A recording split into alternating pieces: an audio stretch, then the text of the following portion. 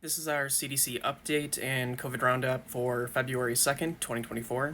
Since last week, we're down about 11% in new hospital admissions for COVID, and we have no change in COVID deaths since last week. Grounding this into context, for new hospitalizations due to COVID, we've had 9 weeks of increases and 3 weeks of decreases.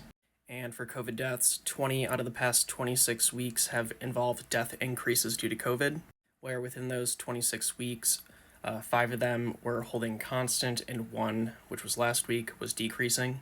So we've had a very long period of time of COVID death increases in whole.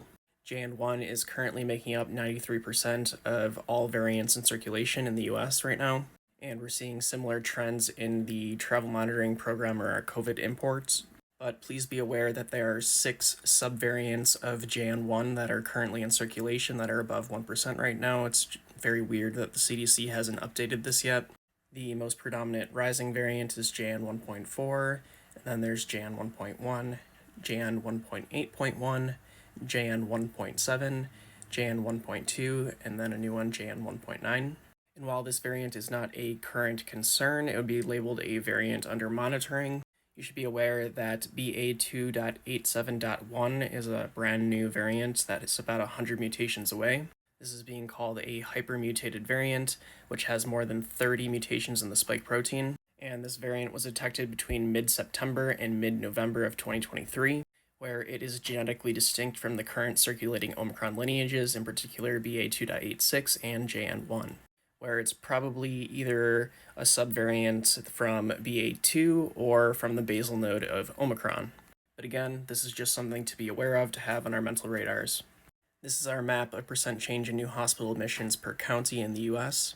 As a reminder, anything that is orange is increasing levels of COVID, anything that is yellow is holding stable. This could be stable at high levels or low levels. You have to look at prior maps to know. And then anything that is green or teal will be decreasing levels of COVID.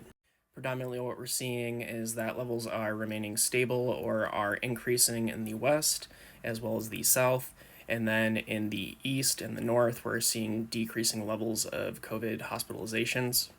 Moving on to our COVID wastewater, starting with New York. As a reminder, anything that is dark blue is low levels of COVID, anything that is light blue is moderate, and anything from yellow to bright red is high levels of COVID. Currently, 95% of all reporting wastewater facilities are at high levels of COVID. This is up from 94% last week.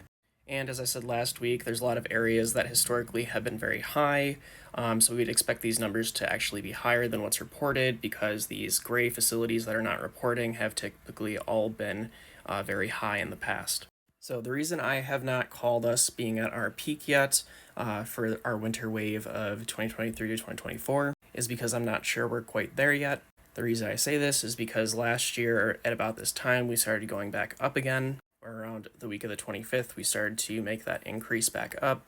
So I've been waiting to see if we would start to get any indications that we would have another bump again, another high spike, and it seems like that is the case. And when we look out to all of the wastewater reporting sites in the US that are available on Wastewater Scan, we see a similar trend, where we're also starting to see a signal where we're probably heading straight back up again. So because of this, we may not be at our peak yet. We'll just have to wait and see.